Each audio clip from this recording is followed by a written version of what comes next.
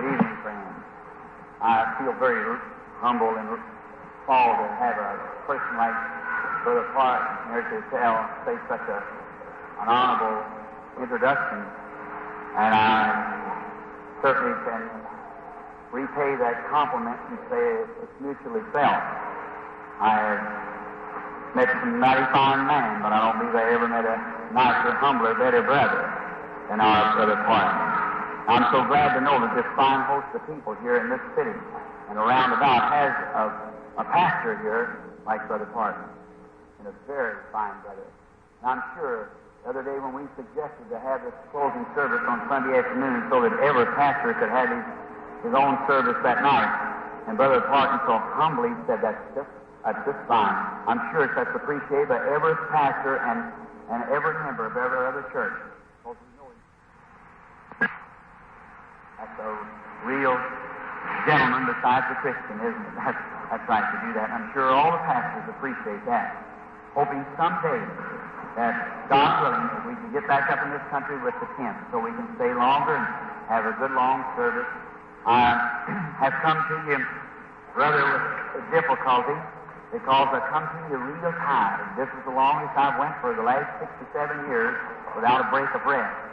This is 4 months constantly from one service to another. And then it's made it awfully hard. My throat's weak and tired, and I've got 2 more services yet before I have any rest. I haven't been able to speak very much or preach much on the Word, just merely a little testimony or something, and go ahead. You've rallied around it wonderfully, and I do appreciate it. You don't know how I appreciate each and every one of you. And I realize that audience of this size, if I should come back a year from now, that some of you won't be here. If I'm here, some of you won't be. Somebody will go. Maybe some of you young folks might be in an accident, go meet the Lord. And maybe it'll be some of you elderly people that's not lived your life up. Some sick person. I don't know. Maybe I'll go. I don't know. That all lays in the hand of God. But if I would come back of this many people, I'm sure somebody will be gone. This will be our last time to see each other on earth. And I'm so happy to know that our last meeting like this, that you have come and have rallied around the Word of God that I have preached to you from the Bible. And I'm so glad to know that Brother Parton here has, am I saying that name right this time? Parton. He was brother in the introduction he gave me the other night over at the church. He saying when he read the book, he wondered sometime if I would come. Well, I was to come to the church, not to an auditorium, to the church. And that's something I've seldom held a meeting in a church because of the congestion. But I've always thought this, friends. We know one another, talk heart to heart with each other a while, don't we? Just for the closing this afternoon. I've always tried to do this. Never think, usually, when a man gets just a little blessing from God, the first thing you know, he'll go to think he's a little bigger than somebody else. And when you do that, you're on your road out. No matter how little a place is. I go to little churches, sometimes I won't even see over a dozen people, little missions, preach just as hard as they would in a big auditorium. Well, what difference does it make? The church is where we're gathered together. Jesus said, wherever 2 or 3 are gathered together in my name, I'll be there. And we come, who knows? You remember the conversion of Dwight Moody, I believe it was, when the old washwoman had washed all week and passed out her tracts in the early Methodist days. And no one would receive them, throw them on the ground, and walk by and thought they were holy rollers and so forth. And she'd rent an old livery stable, cleaned it out, put her old wash bench down there. A little old boy come by with his daddy's suspenders on, and hair hanging down his face. Said, "Woman, what are you passing out?" Said, "Tracts, honey." Give it to him. When the preacher come to preach that night, you know who was there? The old woman and the little boy. The preacher was a gallant old man. Glory today. He preached that sermon just like it was burning on his heart. Made his altar call for one pupil, the little boy. I don't think it was Moody. I'm sorry. I think it was either, it might have been Smith. Whatever it was, sent nearly 1 million souls to Christ when he knelt at the altar that night. They didn't know who it. You don't know what you're doing. Sometimes it's the little places. You're doing something for God. We're working for one big cause, the kingdom of God. And that's for all people to work for that end. I've noticed, too, when I first started, And I knew there'd be a lot hooked up with this. And there's nobody on the field in them days. And me being a Baptist and coming out amongst the full gospel people, I realized what it was going to be. And there were three things that I noticed in the Bible always done it in ministry. And one of them was money. And the other was popularity and women. So I know that Saul fell because of popularity, Balaam because of money, and Samson because of women. So then I know those three things was a hindrance that we must always keep covered up. And money, of course, would be the greater. And trying to think you're just a little better than somebody else. I've tried, Christian friends, tried my best. For God's grace, I can say with His grace, all of it's been in the background. You pray that I can keep it that way. I never touched money. I suppose that Billy told me a few minutes ago, said, Daddy, I think you touched you up for love offering. That wasn't necessary. Didn't have to do that. I never come for that purpose. God knows that. No, sir. And I was a poor man. Could have been a multi-millionaire. Many of you know that I give at one time $1,500,000 at one time. When the agents brought it to me, I refused to look at their order. I said, no, sir, I wouldn't put my hand on it. He said, oh, my. I said, but this man's worth $28 million. He owns the big Mission Bell winery and all. I said, I don't care what he owns, sir. My father owns the cattle of every hill, and I don't have any need of the money. And he said, well, we just seen your mother's home, and yours here is the parson's. And said, you could use this. I said, yes. When I need it, Father will send it to me, but I don't need it now. And I refuse to look at it. $1,500,000 in one offering. I'd rather take 50 cents or a dime from so-and-so and so-and-so and let everybody have a part in it, and it'd take a big lot of money. Heartache, troubles, and then you think, well, it's just too much the curse of the love of it. And I was born poor, raised poor, my people are poor, I want to die poor. The only thing I want to have when I die is favor with God. That's all I brought nothing into this world, it's certainly take nothing out. That's true. So what we get in the line of God is the only thing we can take with us. So if you ever want to pray for me, it's not to have money, not to have big homes or be popular, but just pray that I can stay in the hands of Christ, mold, clay, that He can mold me and use me in any way that He sees fit to do it. I'll pray the same thing for you, as you'll be the same way.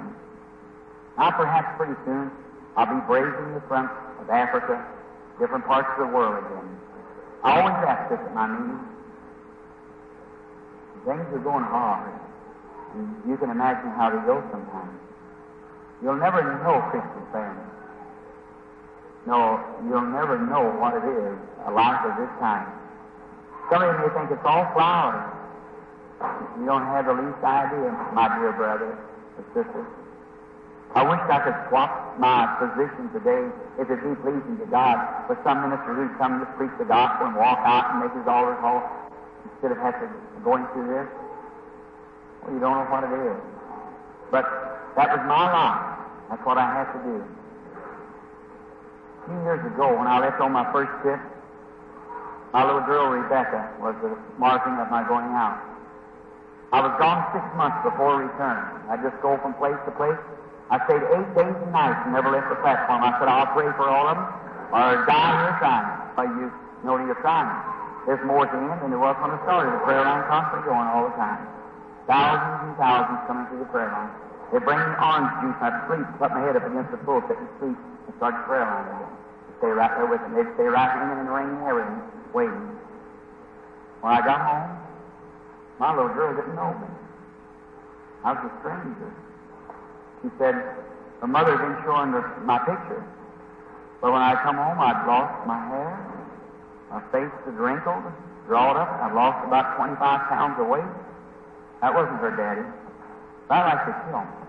Well, I know my own child in mine. Well, that's where it's been with Billy.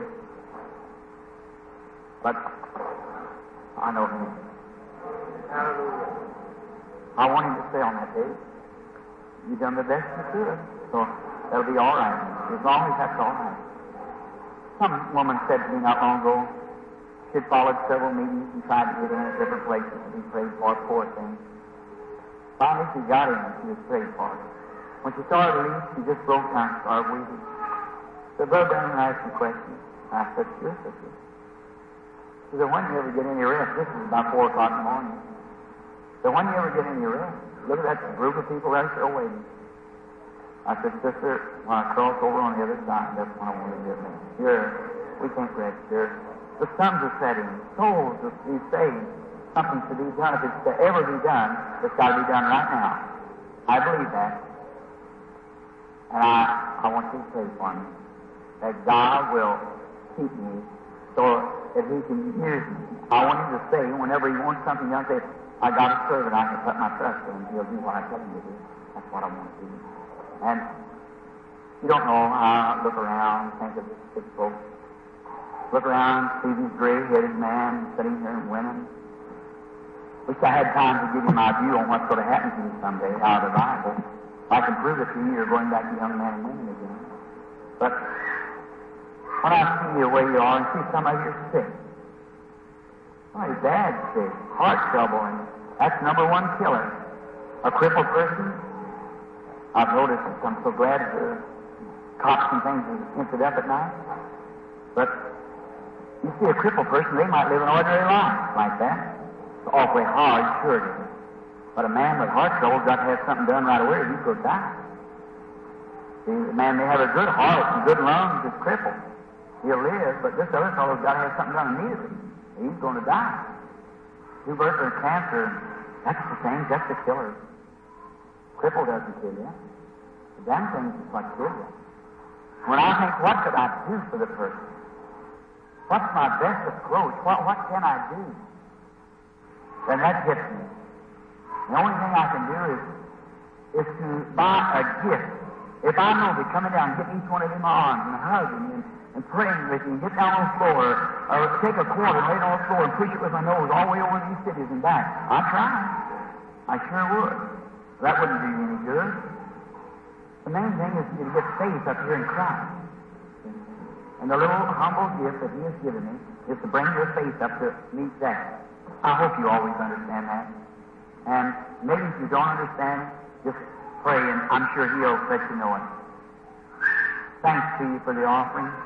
That was right, wasn't it? Thank you, Brother Party. I sure appreciate it. To you and all you members, all you people, the members of the body of Christ. I do. I'm not worthy of your offering.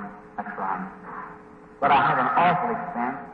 My office and home runs $100 a day right there where I'm preaching tonight. $100 a day. I have no income at all. No sponsor of any denomination, nothing at all. No underwriting, nothing. Just a free will offering to people standing and giving. And sometimes I go hundreds of dollars in the red. And then maybe I get a good big love offering somewhere of $400, $500, $600, maybe $1,000, $2,000. I haven't got as much as $5,000 in an offering. What I do, I go to my secretary and say, how much do we need? Say, well, Billy, we're about $1,500 in the red. And I say, well, go pay it off. Now, how much is it going to take to run till we get this other? And it'll take another $500 to run till you go this next week. Well, then the rest of it, put it in foreign missions. So that I know. Then when it's got enough build up there, enough momentum build up, I can go overseas and preach them poor little naked starving heathens and things and see them led to Christ. Then I know I'm a steward of God's money, and I've got to give an account for what I do with it. And I know then it isn't given out to something to be rolled around and taken on safari trips and things like that. I know it's gone to the kingdom of God. That's right. And then when I answer, it'll be the best that I know how to do it, because I take the money and preach the gospel with it to the heathen. And I know you're right there. Every missionary is always right. Going into all the world and preach the gospel to every creature. That's general order. So you're always right. And I'll assure you this, friend. Every penny, some of you mothers and dads got little kiddies and things, I hope you didn't hurt yourself in doing that. I hope you didn't. And I pray that it'll return to you 100-fold. And then I'll assure you that every penny will be put the best of my knowledge to the kingdom of God.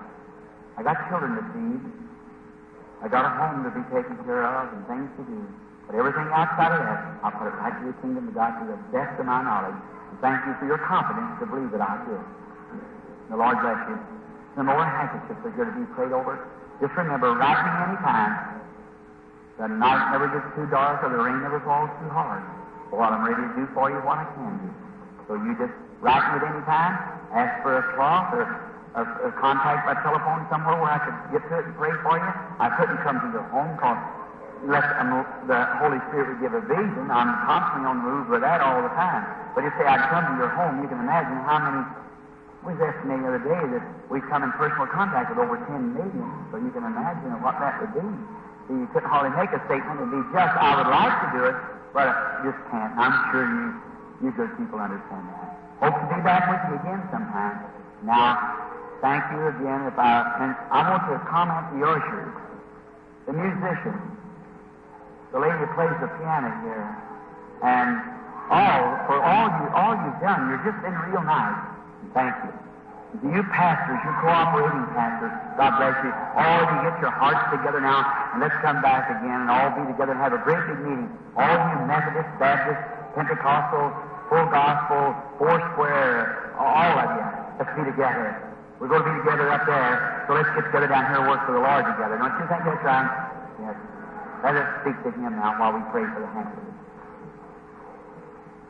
Dear Heavenly Father, God is a looking here and even a little automobile, a little toy of some child. Oh, God. Poor little fellow. Maybe he didn't have a handkerchief, but thought if I'd pray over his little toy while he was playing with it, it would be easy. Will you grant it, Lord?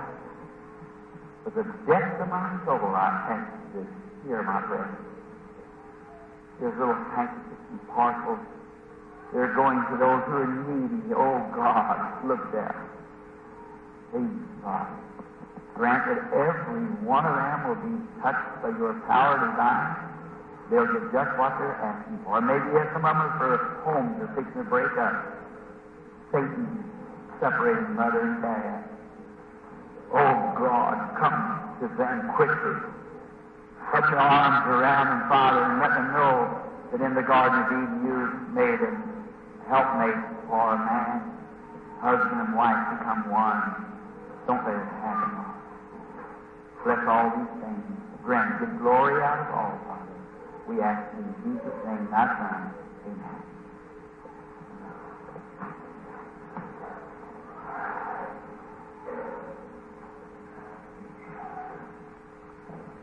Gibson Smith once said, they took up a love offering for him one time, and he said it was a lovely big offering. It was in London, England, I think.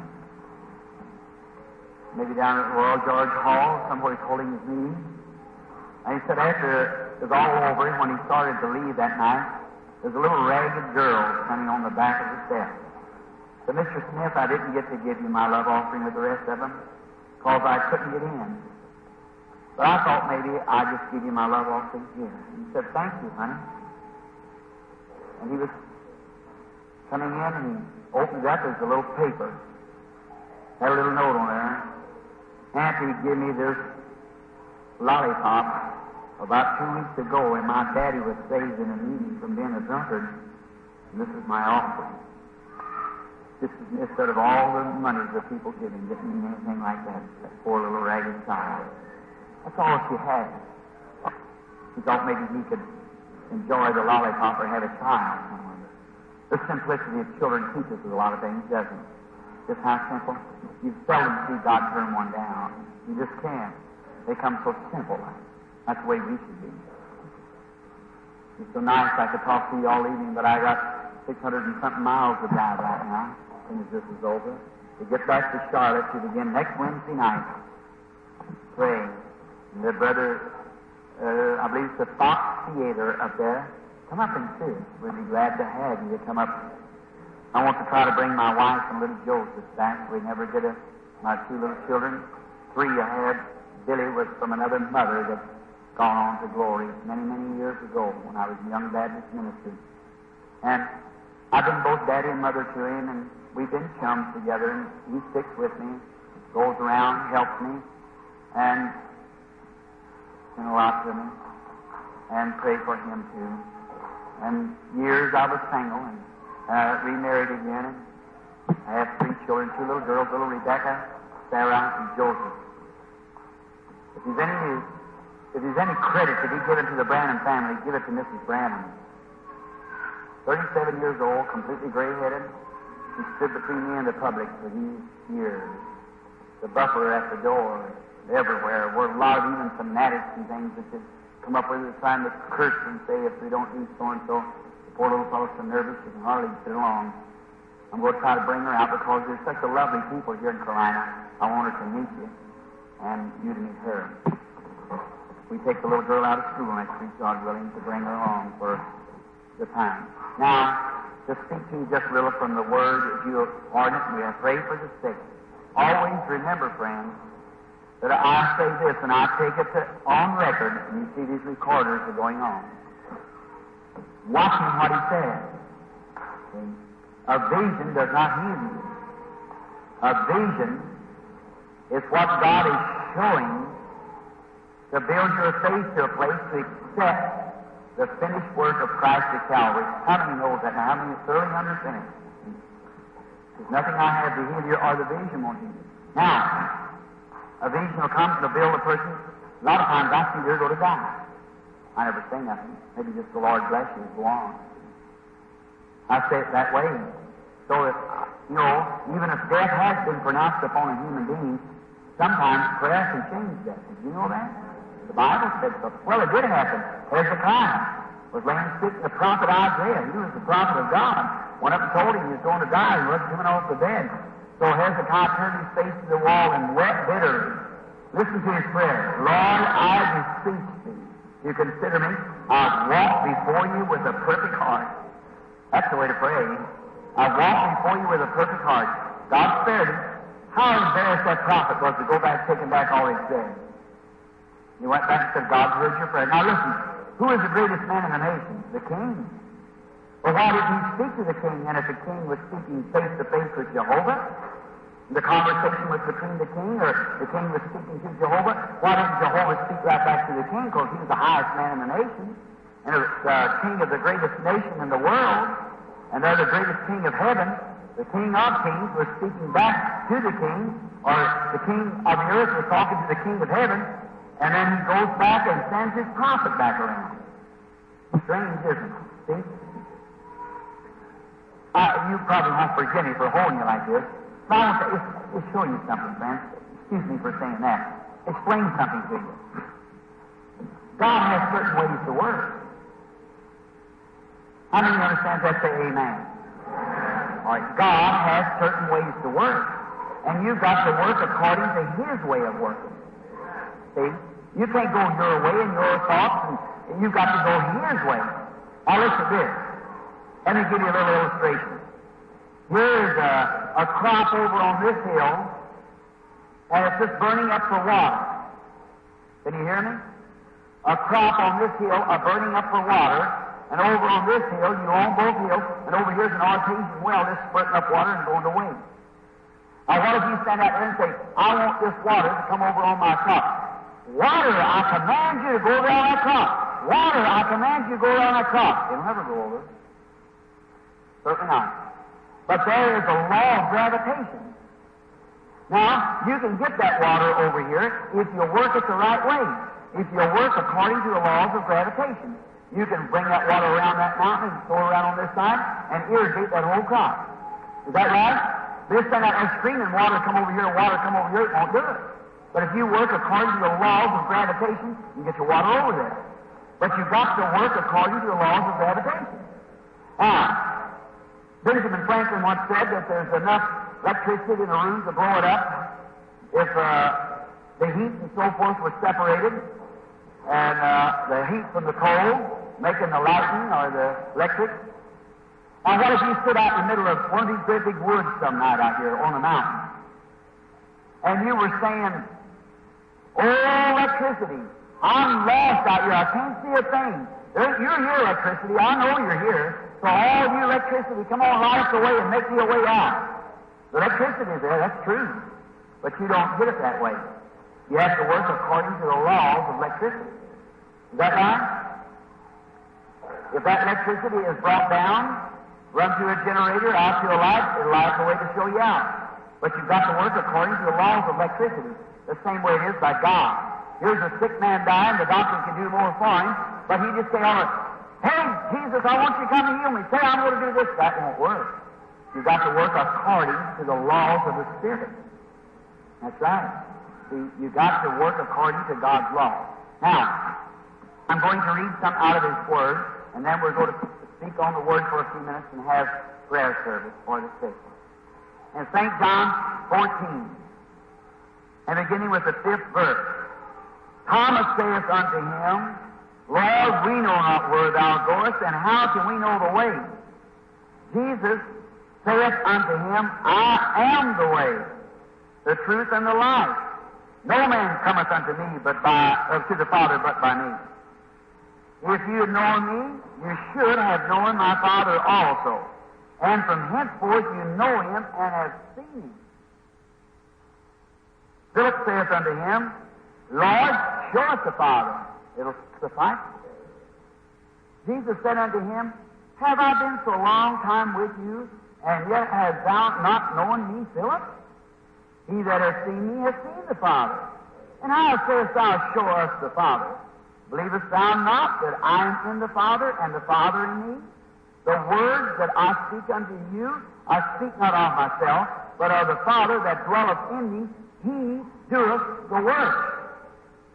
May the Lord add His blessings to the Word. I'm going to speak this afternoon for the next 20 minutes or so forth on Show us the Father, and it'll satisfy. Now, if God is such a great person, why can't we see Him? Is that right?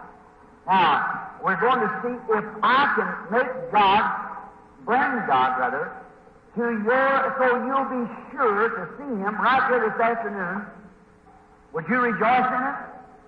Now, if God's such a great person, why can't we see Him? If He's the maker of the human being, why can't we see Him? And Philip said, show us the Father, and it'll satisfy. Now, I'm going to take 4 ways of seeing God, which we could take 100, but let's go take 4 ways and hurry right through them and see if we can't see God. Now, we're going to speak of God in His universe, God in His Word, God in His Son, God in His people. And now let's see if we can see God.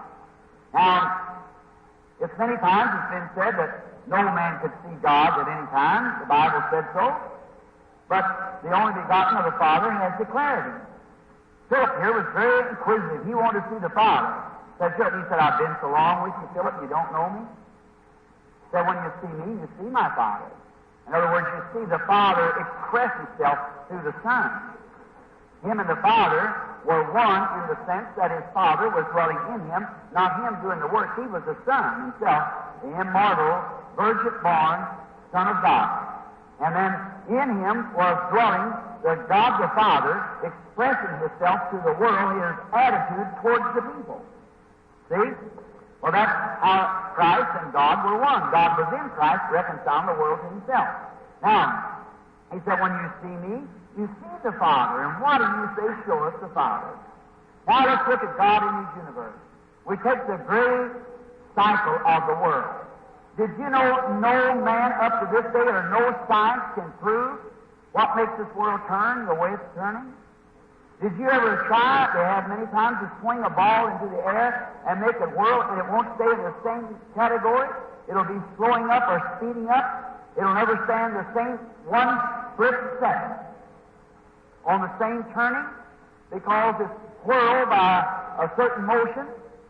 But this world is turning so perfectly that even they can tell you when the moon and star and sun will go into eclipse 20 years away. That's perfect. There isn't a piece of machinery in your automobile or no other piece of machinery anywhere will operate that perfectly. They can tell you the very minute, 20 and 30 years away, when the sun will go into the eclipse. Timing it by the regulation of its turning. How 30 years away when the sun will go into the eclipse. Timing it by the regulation of its turning. How wonderful. How it's set there. And I said, what is gravitation? No one knows. It's something that's turning it. They don't know why it's turning. But it's perfectly turned. If it would move just a little bit towards the world, it would burn up. If it went a little bit away from the world, it would freeze up. But it stays just perfectly, and the summer and the winter and the seasons comes perfectly. That shows there's a mastermind behind it. It has to be. Here some time ago, I was talking to an infidel. I was in Colorado. We were going back across the mountain, and I was walking along, trailing along an elk. And he rode up and on his horse, and he said, "Hello," and I said, "How did you, sir?" And he said, "Where are you going?" I said, "I'm going back to see the ranger sent me back to a camp back there, the cow camp back at the top of the hill," he said, "to follow this trail." He said, "What are you doing?" I said, "Trailing an elk." He said, "I don't want to lie, tell you you're a liar, but you're trailing a cow." I said, "I've hunted enough to know the difference between an elk and a cow." See? And he said, "Elk don't have a foot like that, or a cow don't have a foot like that. It's an elk track." He got down and looked at it again and said, "Well, maybe you were right." He said, "You hunted before?" I said, "A little bit." He said, "Where are you from?" I said, "Indiana." "What's your occupation?" I said, "A game warden." He said, "You're not even welcome in the country." Real rough, hard boy. I said, "Well, I'm here anyhow." I said, "Bob Steele sent me back here, which is the Heritage State Game Commission. I'm back there to hunt a grizzly bear." And he said, "There's no grizzlies back there." I said, "He said there was." I'll take his word for it. So he said, "Can you ride?"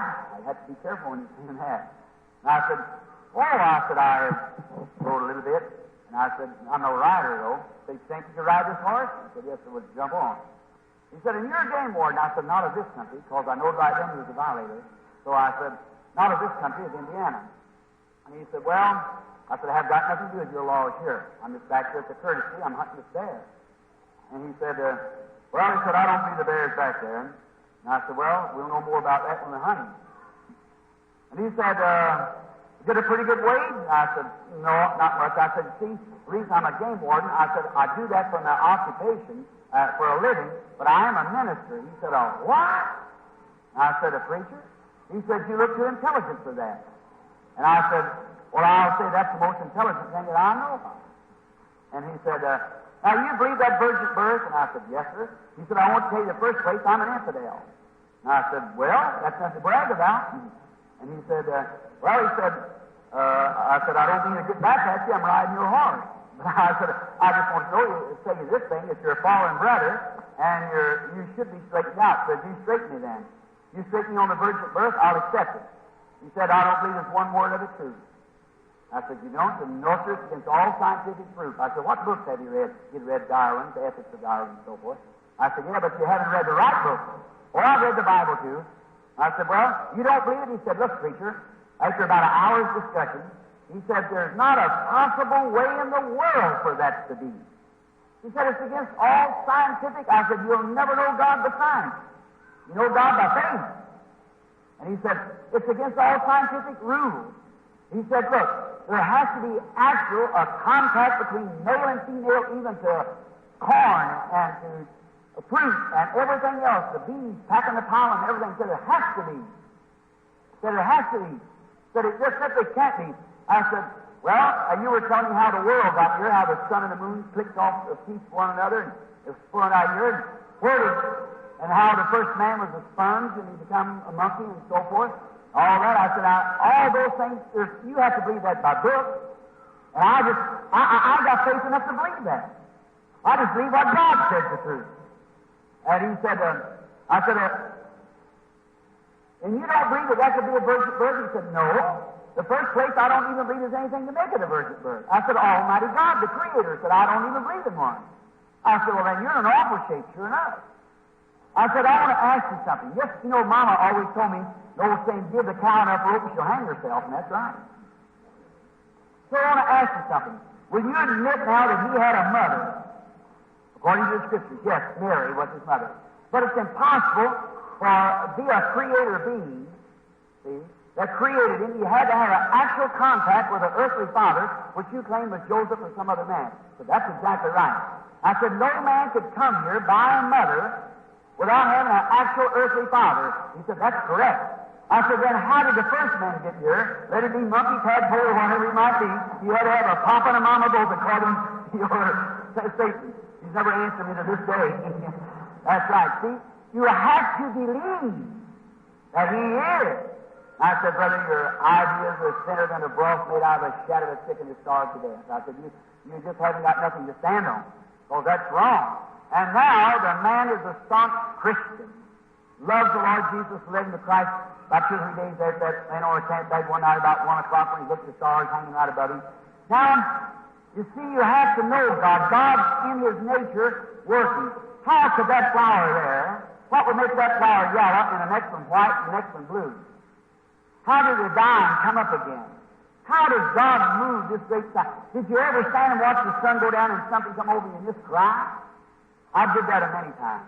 Here some time ago, I was speaking somewhere, a few days ago, and was telling about it. I hope it wasn't here. But anyhow, I was hunting elk one fall way up the top of the mountain. And it was cold up there, and the fall of the year, the rains come, and then the sun comes, and then the snow comes and melts it off. It's just stormy like. The elk herd was way high. I loved the mountain. My mother's mother was a full-blooded Cherokee Indian out of the valley here. And my conversion never taken that away from me. I love nature because I see God in nature. How can a tree shed forth its leaves and all of its life run right down into the other house and live down here until winters are past and come back up and produce leaves and apples and things again? God has to do it. Certainly anybody that's mentally right would know that. God's in His trees. God's in the sunset. God's in the little bee. How do you get air conditioning? Found it from a bee. I packs the pollen, goes in there. He only lives 6 weeks. His little wings flops back and forth all night long where he pours water, someone brings water, and he works himself to death. His little wings get brittle, he drops off, the bird picks him up. 6 weeks is a normal life for a bee. And how that God moves through His nature and watching it, how He does it. Up there this year I was walking around and there was if you just look anywhere, you'll see God. If you just believe it. And up there on the mountain, I was going along not so much to hunt the elk and hang mine, no, just to get to myself, out of the meeting, get alone, get the rifle in your hand, a pair of moccasins on, take off, hike 35, 40 miles a day through the snow cliffs and around just everywhere. Be by yourself. Be alone where you can stop and look around and see. Sit up on top of the mountain. Florida, I hope I don't hurt your feelings here in Florida. When I took my first visit to Florida and crossed the lines, I signed my part of it over to the Seminole Indians. All that there artificial makeup puts in the mind of a woman trying to be pretty with a lot of manufacture on her. That's a shame. Yes, sir, she's artificial. Get her on the wash stand, she won't look that way. And that's what I think about Florida, all made up. And that's not nature. I like to look at the way God made it. Where you had in the beginning, the great hills, beautiful. That's the way God made it. And you look at God in the nature there, and you can see it. So one day, walking along, it come up a storm, and I got behind a tree in an old blowdown, way up high because the elk herd had never come down yet. The storm hadn't been severe enough to run them down. It was dry down the bottom. It has to take stormy weather to run them down. So I got behind the tree and was standing right like this behind the tree till the storm blowed over. After the storm blowed over, it turned cold during the time of the storm when the twister went through. And I looked, and where it all froze, where the water froze and the icicles hang on the evergreens, you know, that it all froze over like chunks of ice, way back over into the western country, between the crevices of the rocks, the sun was setting. And I looked, and there it formed a rainbow across the big valley there, where way high, I was probably 40, 50 miles from a living human being. And there, that great, beautiful rainbow.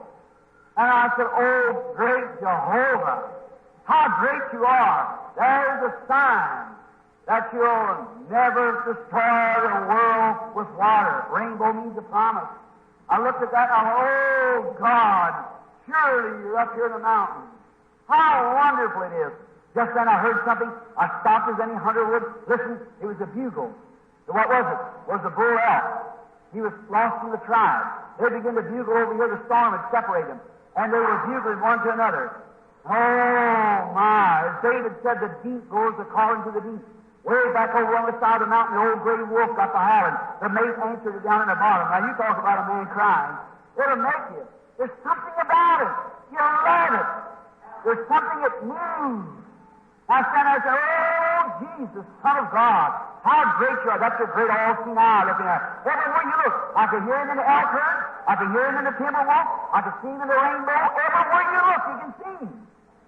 How beautiful it is to watch him. You have to get it in here first. A little boy in our country Well, used to, he went to the church and he got to hear about what a great fellow God was. So he said, Mama, can any man see God who's so great? She said, ask the pastor, honey. How would you expect me to know? Well, he went to the pastor and said, Pastor, said, could any man see God? He said, no, son, no. No man can see God and live. He went to the Sunday school teacher. She said, no. No one can see God and live. He loved nature. There's an island just above us called the 6 Mile Island. An old man fished up there, just gone to glory recently. Old white beard and white hair. One day the little boy had been with him up the river. Coming back down the river, had come a rain, and the sun was going down in the west and causing a rainbow in the east, as the old fisherman tipped along with these oars, tipping the water where only a boatman can appreciate nature. And when he began to tip them like that, the first thing you know, making a noise as he tipped along like that, he looked up, all the leaves was washed off from the dust in the midsummer. He seen the rainbow. He kept pulling again, he stopped his oars, and let him tip as the boat sailed along. That's why the little boy sitting in the stern of the boat noticed on the old fisherman's face, tears rolling down his white beard. The little boy got all excited. He ran up to the middle of the boat, fell down to the old fisherman's lap. He said, Sir, I'm going to ask you a question. My father could not answer, my pastor could not answer, my Sunday school could not answer, my mother could not answer. So what's that, sonny? He said, if God's so great, why can't we sing it? He just pulled the oars in his lap and come there crying, put his arm around the little lad and said, Sonny, all I've seen for the past 40 years has been God. So much God in the old man's heart, you can see him everywhere you look. If you get him in here, you can see him out there. Right. He'll use your eyes to look through. You'll not see harms and dangers and faults and things. You'll only see God, wherever it is. I remember standing on the other side of this tree to finish the story of that before we go to another subject. Standing on the other side of the tree, I was just praising God. I lifted up my hands and started crying. You'll probably call me a holy roller anyhow, so you might as well get used to it now. I ran around that tree just as hard as I could go, screaming at the top of my voice. While somebody come there that thought somebody was out of the insane institution, or the Salvation Army was out there in the woods. I was just screaming and running and hollering as hard as I could. I had to give vent to my feelings. God was all around me. There was in the rainbow. There was in the wolves. There was in the elders. There was everywhere. I said, oh, Jehovah. Oh, I love you. And around and around and around the tree I went again just as hard as I could. I looked out and seen the sun setting. I said, oh, you're all keen eyes. You watch over me. There you are, hiding out in the wolves. There you are, giggling in the elephant. Oh, you're everywhere, Jehovah, and around the tree I went again. I couldn't help it. There was something in me. Call for worship.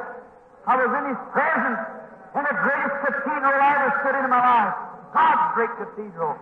Hearing them pines come together, that whisper of the pine singing, there's the land beyond the river that they call the sweet forever. As it was singing like that, the pines were whispered, oh, I thought that's right, Lord. Hallelujah, I said. That great land somewhere. And I was a worshiper, and I stopped. I was just having a great, big, old-fashioned jubilee by myself. But I didn't care who heard me. I was worshiping God. So I stopped the king, and I thought, oh, how wonderful. I began to hear something. I looked over to my side, and there's a little old pine squirrel. I don't know where you have him here or not. That's the noisiest thing in the woods. And there I was sitting up there, that little tail curl up, going, cat. I can go tear me to pieces. I thought, will I excite you, little fellow? His name do. So I said, oh, you felt like I did. Hallelujah! Hallelujah! And I said, oh, how wonderful. He kept cat. His cocky little eyes looked down like that. I thought, you're not watching me. And all at once I noticed a great big old eagle had been forced down in a storm under this blowdown. And he jumped up there, looked at me with them big gray eyes, looked back at that little pine squirrel. I thought, now, God, you're in the wolf, you're in the elk, you're in the sunset, you're in the wind, you're in the trees, you're in the rainbow. What did you break this up for? Now, what's in that eagle? What's that pine squirrel got to do with it? Me here worshiping you, and something like that happened. I looked at this big eagle. I thought, well, what makes him so brave? I thought, say, fella, Are you scared? Yes, I seen you wasn't scared. I thought, there's God right there. God's not a coward. And He can't use cowards. He's afraid to testify your healing or your salvation. He can't use you. You're no good. See? Somebody's got a backbone in him to stand up and say, right's right and wrong's wrong. That's the kind of people He can use. That's admired by anybody. That's admired among men by women. No matter how ugly she is or what she might be, He'll admire if she holds her place. Don't care what she is. Right. It's admired among soldiers everywhere. It's among in God's army. How that God admires, like David after his own heart. I've seen this old eagle sitting there. I thought I'd admire you, but really, are you scared? I thought, you know, here touch my rifle, I could shoot you. I wouldn't do it for nothing. So I said, you know I could shoot you? That didn't bother him. I thought, I believe I'll just find out how he'll jump if he knows what that rifle is. I grabbed that rifle. When I grabbed the rifle, he looked at me like that. Had them big eyes, looked at me. But he wasn't worried about me. Looked like that little chipmunk was getting on his nerves, that little pine squirrel. Get that little tail curled up with tap, tap, tap, tap, tap, tap, tap. And I thought, oh my, you're a noisy little fella. And I thought, why ain't you scared? What makes you not scared? Well, I happened to notice he kept doing like this, with his wings. I said, I see it. See? God gave him 2 wings. That's God's provided way for him. He knew before I could get that rifle to my shoulders, he'd be in that brush. See? He knew where he was standing, so he wasn't scared. And if God will give an eagle that much courage with 2 wings to go to safety, what would He do to a man that's filled with the Holy Ghost? What have that to do? As long as He's present. I thought that's right. So after a while, he got tired looking at that little old pine squirrel listening to him, so he just made one big jump. Flopped his wings a couple times, he was out of the bushes, out into the midair. And then I cried. He never flopped anymore. He never tried to flop his wings and get away. He just set his wings. And every time that air would come in, he just wrote out and set his wings out in that air and just lift him up. I watched him. The air come in, he lifted him up. Lifted him up. Until he was plumb out of sight, leaving that little pine squirrel sitting there cursing and going on the way he was. I thought, that's it, Lord. Not a jump here, run here, join the Methodist, join the Baptist, come back this and be baptized this way, that way. That isn't it. It's just setting your wings of faith into when the rays of the Holy Ghost comes in, rise from it. Out of sight, leaving this little earthbound doctrine here. Days of miracles, you don't think this is right around here. You don't get the Holy Ghost. Leave it. Hey! On! Hallelujah. Set your wings. Rise! God sends the wind down right up on it. Try. Get away from this earthbound chatter. This can't happen, that can't happen. I said, Lord, that's it. That's it, friend.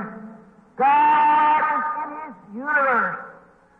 He speaks out to His people. You believe that? Now, we'll have to hurry. We can stay on there for hours. God is in His Word. Do you believe that? Every word of God is a seed. Jesus said so. The Word is a seed, and what the seed is, it'll produce just exactly what the seed is. If you, in the Bible, He was called Jehovah-Jireh, Jehovah-Rapha, and Jehovah-Banner, Jehovah-Manasseh. All those redemptive things, all that was promises. Who Jehovah was. Every divine promise of God will come to pass if it's found in the right ground. Here's what happens. Here, many times people I notice in the meeting, watching these tapes as they come back, through the lines of discernment. The people be sitting there look like they're a million miles away. They don't think of something, they're even thinking about healing. But it's not their intellect you're working, it's their subconscious you're working. Your subconscious is your soul. Now, not long ago, to show you how perfect God's Word is, the Bible said, as a man thinketh in his heart. Is that right? So is it. The old-time infidel used to say, isn't that crazy? Well, there's no mental faculties in a man's heart. It's a little pump that pumps blood. He can't think in his heart. He thinks in his head. So the Bible is wrong according to him. last year, along about January last year, 2 years ago it is now, I was in Chicago, and a great big headlines in the paper that science has found, listen to this, science has found in the human heart there's a little compartment that doesn't even have a blood cell in it. It isn't in the animal, it's only in the human. And they say it's the occupant of the soul. So that a man does think from his heart, God was right. As a man, now here, see, in here you say, now let me see. Yes, that says that, but I wonder if that was for me. I just don't know where that was or not. That's reason. You can reason with this. That's reason preachers today. If they believe in divine healing. It's never their salvation has ever come down in their heart. It's only in their head. They went to a seminary, learned a whole lot of theology. You ought to forget it all and find Christ. How can you believe when there's nothing in you to believe with? It's only a mental theology. Just recently you had a woman in Louisville, Kentucky. And she was around the church there, a pretty good girl, but a big fine church, a Methodist church. I always thought that the girl wasn't right, but she married some old boy that was really a good Christian boy, full of the Holy Ghost. They went off, and after they got married, her father was a deacon in that church, a fine man, spirit-filled man. And so she wandered around out in the country, and first thing you know, they took her over to his job, called him to go to another city. When he went to another city, then he took a job there, and she's a pianist, so she became a pianist in that church. And come to find out, that Methodist church wasn't very spiritual. And notice that majority all the women smoked cigarettes. Shame on them. Biggest fifth colony move the world's ever had. Wish they had time to dwell on it. Preachers will do that also. Look, I've got my opinion of women who smoke cigarettes. And I sure have. I had it when I was a boy, and I've never changed it. Oh, that's the littlest thing you've ever done. That's the greatest harm to this nation and to motherhood that's ever been done. Statistics shows that I believe about 80 or 90% of the children is born. If a mother nurses them and don't give them, unless she gives them cow milk, she'll take nicotine poison, the baby will, and never live 18 months. Talk about a fifth colonist. Don't you worry about Russia coming over here and getting us. Russia ain't going to get us until our own rottenness is getting us. That's what it is. It ain't the rob and catch on the apple that hurts it, it's the worm at the core. That's exactly right. Well, that's the other side. These preachers will tell you about that. But now, that's what you need today is a good old-fashioned house cleaning in the church. Right. Get back to a good old St. Paul's revival in the Bible, the Holy Ghost again. Oh, no, in the corruption that we are. Certainly it is. Just feel the Holy Spirit make you push it out anyhow. Notice. And then all this girl, she started smoking too. She began to reason. Well, if the other women could do it, they're well thought of. Why can't I do it? And begin to notice her neighbors, all of her sisters in the neighborhood, wore these little scandalous clothes. And of course, you have to wear them out when the man's coming in from the factories and things. You just have to get out and show you don't appear before a man like that. You don't appear before God like that. You're doing it to appear before a man. And you mothers that let your kids do that, you ought to have a good old-fashioned time of posterior protoplasma stimulation added to you. That's exactly right. What we need today is some good old-fashioned nannies that would... I said I got two girls. They may lay steps out one time, too, to get a suntan. They'll get a suntan. It won't be from that sun up there. It'll be from Mr. Branham's son with a veil flattened so hard I can lead them. They'll get a suntan in all right. Right. See, my father's son doing it, too. Yes, sir. It's a shame how you lay down the bar. You're Methodist, Baptist, and Pentecostal, too. Used to be wrong in the church, but now, the devil might have went out of fashion, but he didn't go out of business. I'll tell you that now. Hallelujah. You're religious. Let me tell you, brother, what we need today is a good old-fashioned taking the fire out of the furnace and put it on the altar again. Get it back out to the audience of the people and get the revival started. If it was wrong then, it's wrong now. Right. Notice, there, she began to wear those little clothes. Her husband said, dear, I don't need... Now, she said, look, if Susie and Ellen, all of them can wear them, why can't I? See? Right down in her soul, it said that's wrong. Conscience would tell you that. But what did she do? She went to her intellect, to reason. Well, now, if the others can do it, why can't I do it? They're well thought of. They're all Christians. They go to church. Why can't I do it if they do it? Now you see, the Bible commands us to cast down reason. See, that's why preachers don't believe in divine healing. That's why people don't believe in the supernatural. Only thing they got is intellectual reasoning. Listen, this failing here is God, and God will agree with His Word every time. He'll not reason, He'll believe it. And when you believe it from your heart, the Bible says you'll have it. That's what it is. You're trying to make reason take it, when it's your heart that has to take it. First thing you know, she began to, a little flicker moved in the neighborhood with a barrel of grease on his hair and earrings. He began to kiss her goodnight at the back fence, and a little love affair, and first thing you know, she left poor John.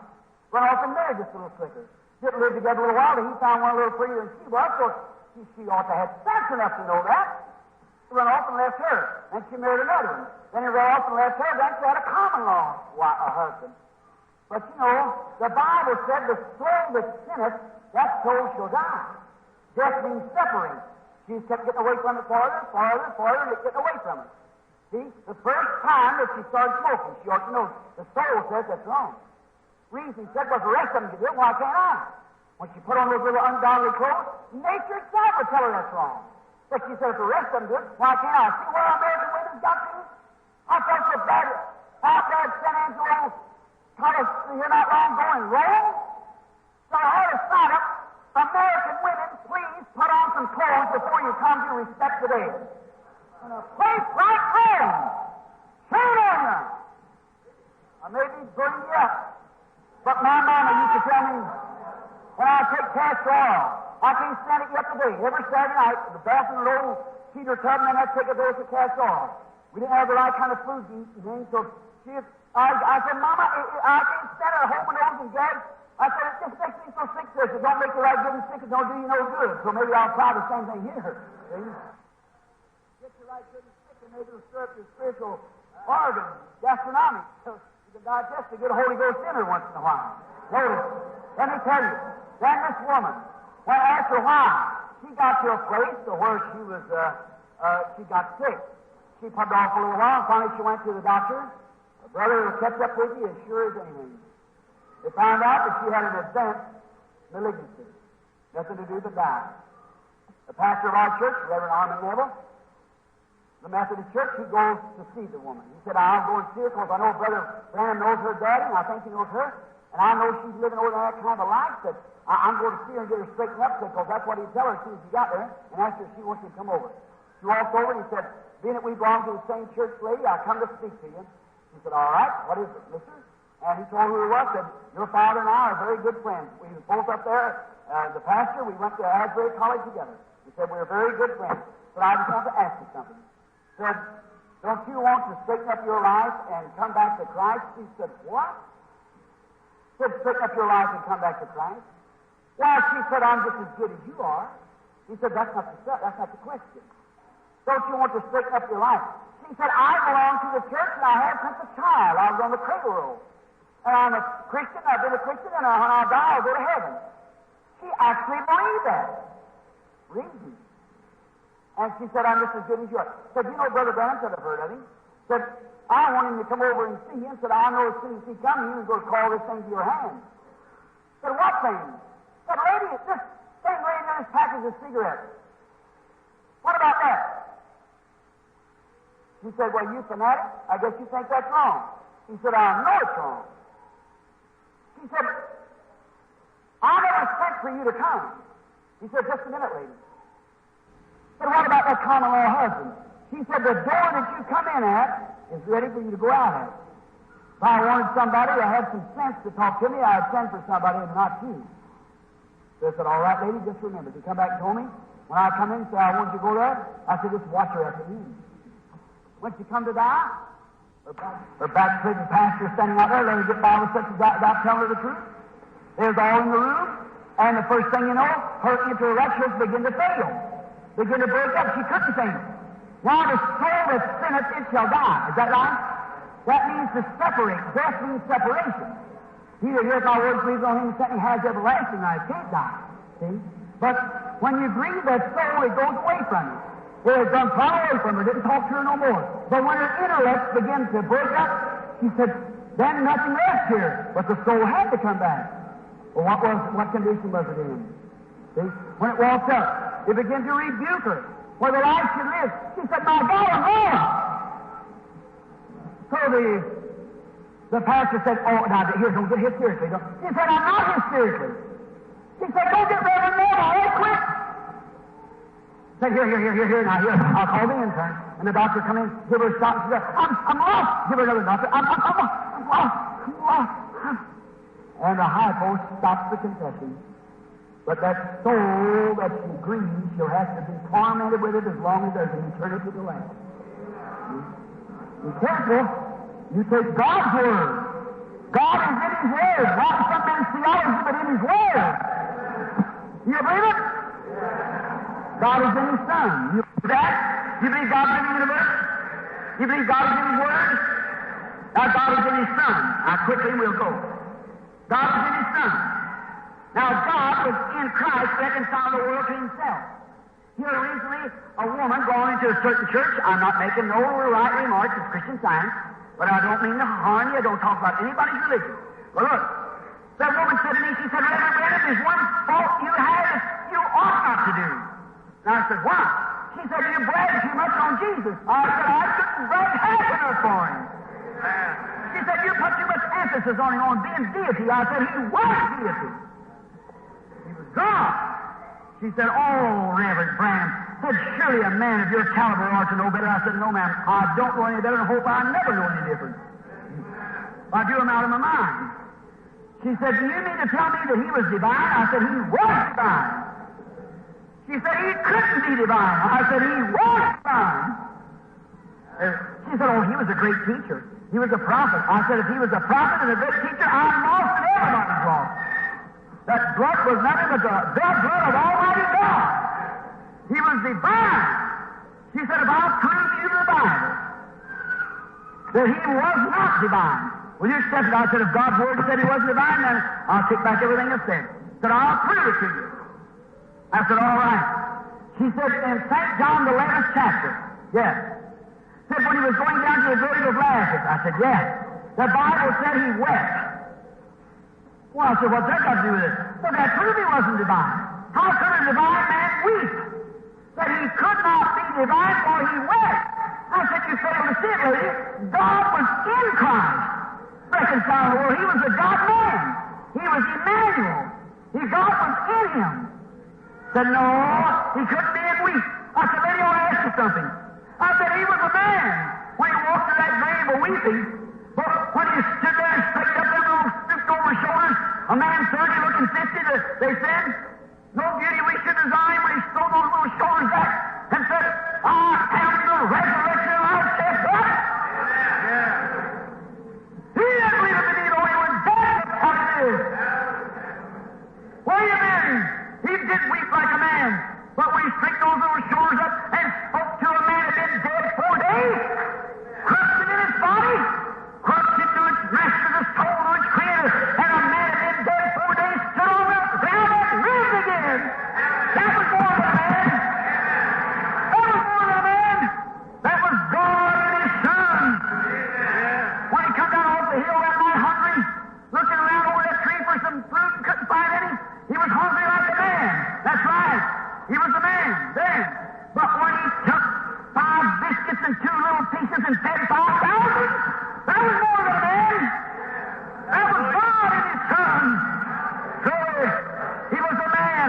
When He laid out on that little ship that night, like a bottle stopper, tossed about Him so tired, virtue gone out of Him, to the waves didn't wake Him up. 10,000 devils in the sea swore they'd drown Him. Him laying back there, boat and pitching him away, and Him laying on a pillar. That was a man laying there asleep, sure. But when He woke up, put His foot up on the bed of the boat, looked up and said, Peace, be still, and the winds and waves obeyed Him. That was more than a man. That was the divine, holy Jehovah God, speaking from His Son. Christ Jesus. Right. When He cried out on the cross, calling for mercy, that was a man. That was a man when He died. But when He broke the seal, released Him when He rose up, He proved He was God. When He came out of the grave. So when the poor said, living, He loved me, dying, He saved me, buried, He carried my sins far away, rising, He justified freely forever. Someday He's coming, oh glorious day. God was in His Son, you believe it? Sure you are. God is in His universe. God is in His Word. God is in His Son. Now God's in His people too. Amen. You believe it? A cowardly little bunch sneaking around the corner, locked themselves in an upper room. They've been with Him for 3 years and 6 months. When they walked up there, they were scared of the Jews. Jesus had told them, said, a little while, the world won't see me no more, yet I'll be with you to the end of the world. And when they locked themselves up and waiting for the promise, they were a bunch of cowards. They had God on the outside. They know all the creeds and the formals and everything, but all of a sudden God came down like a rushing mighty wind, filled all the house when they were saved. Something took place. Out through the doors and windows, they went into the streets, started out a mighty attack of the Holy Ghost. They went around the country healing the sick and raising the dead and casting out devils and signs and wonders of all power by the living God, the King of Israel, was in His people. God is in His people, showing Himself alive. God's here this afternoon. God's in His people, and you believe it. Sure is. Is He in His universe? Is He in His Word? Is He in His Son? And He's in His people. Do you know what? The Bible says you're God's because you're part of God. You're sons and daughters of God. When your theology is left, all your mental things here is not looking at anything else but the Word of God, and the Holy Ghost comes down here to bear witness you are a part of God. I'm a part of Charles Branham because I'm His son. You're a part of God because you're His son, born of His Spirit, washed in His blood. Hallelujah! Yes, you are. You're a part of Him. And you become a creator. Do you know that? Did you know? Let me give you a little speck of life just in a minute now. Just a few minutes now before we start to pray. You are a creator yourself. A miniature creator. Listen, did you ever see people that was nice people, though you just couldn't be around them hardly? Something about them you just couldn't stand? Did you ever see people that you just love to be around? Did you ever see them kind of people? That's the atmosphere that they create themselves. And let me tell you today, my dear friend, the greatest thing there is this side of heaven is L-O-V-E, divine love. God is love. You read in the book when a maniac ran out to kill me on the platform that night. I didn't hate the man. I loved him. Sure, felt sorry for him. That's what threw him on the platform. That's what threw those witch doctors standing there that day, thinking of human beings that God died for, standing there trying to throw spells on me. Witches like that. Standing there before him, and you see them fall to the ground, throw their head down like this, and give their hearts to Christ. It was love that did it. Love is the mightiest force there is. Even a filial love will make a mother jump to a fire to grab her burning baby. She won't think of herself. Think of a woman one time standing, a young girl had been away to college, and she'd come back. And when she did, she sent out to the train station. The train pulled in, and everybody was hollering hoorah, and she brought a little sickle-fritz girl with her from school. And her mother was standing out there, and the little snickle-fritz girl said, "Hey, who is that horrible-looking wretch there? Look at the way she looks." And the girl, being a little smarter than what she learned in school, she was ashamed of her mother. And when she got off the platform, her mother said, "Darling, I'm so glad to see you." She turned her back and walked away because her little friend had done that. It had to be the conductor know the story. He said, "Come on, girl." He grabbed her by the shoulder and said, "Ain't you ashamed of yourself? Denying your own mother." She said, "I don't know her." Caused her look. She said, "Martha, is this your mama?" Said, "No, I don't even know her." Conductor said, "Be ashamed of you." So look here, girl, I want to tell you something. And the crowds begin to listen. Said, "Well, you're a beautiful woman today." That's right. Said, "You are." But said, "Your mother was a lot more beautiful woman than you were, or ever will be." And said, one day when she's out in the backyard hanging up the clothes, said, "I lived on the same block." And said, "The house caught fire. You was a little baby upstairs in your crib. And when the fire engine came and the mother seen it stop in front of her house where the neighbors had called, away she went, but the stairs was just about ready to fall in. She said that mother, not thinking for her, jumped through those blazes and the fireman grabbed after her. She went through the blazes anyhow. And she ran in there and grabbed you off the bed, jerked the clothes there she had on her body, and rolled them around your face and things. And she braved that fire blaze right back out too. That it burned her, it scorched her, it withered her down. And today, because you're pretty, she was made ugly. And you mean to tell me you deny that woman that saved your life and your beauty that you're ashamed about now because of your mother, that you do that? When that story was told to me, I thought, oh, God, how could I, though the old rugged cross, so despised by the world, when I see that Christ became sin, that I, by His righteousness, might become a part of Him? How much do I care they call me a holy roller? How much do I care they call me a divine healer? Whatever they want to, He came down and was made ugly and sinful, that by His righteousness I might have a home in heaven and the right to be the Son of the living God and to believe on Him. How it is, He became me that I by His grace might become Him. He taken my place as a sinner, as me as a sinner might take His place as righteousness. How could we deny Him? Sure. Create around you love. Who could deny such great love? Listen just a moment. What a great love is. Love will conquer. Or hate and malice and creed, debate and fuss will drive away. Love will conquer. I'll tell you something now. You'll give some of my heart, the inside life, just a minute or two, and then we're going to start the prayer. We got just about maybe 6 or 8 minutes. Look just a minute. Here a few days ago, I was showing someone. The house had been full all the day. People everywhere. The babies couldn't even eat. Nothing. And finally, when the house got emptied up, and somebody come in and just had the people to go, coming from not one place, all over the world. Signs on the gates everywhere else, don't come in. They come in. You can't blame them. They're human beings. Won't help. But I'm not there for just a few hours at a time. My family's estranged to me almost. I went in and sure stood my dear beloved wife in a corner crying. There stood Sarah and Rebecca fighting over some blocks in the next room. Little Joseph screaming at the top of his voice. The last one had left. Billy and them had come up and got them all out. Brother Woods and my neighbors and them. So I sat there. I thought, what is all nervous and upset? I thought, Heavenly Father, we got to make this situation here different. So I walked over. She said, Billy, honey, what am I going to do? So I'm losing my mind.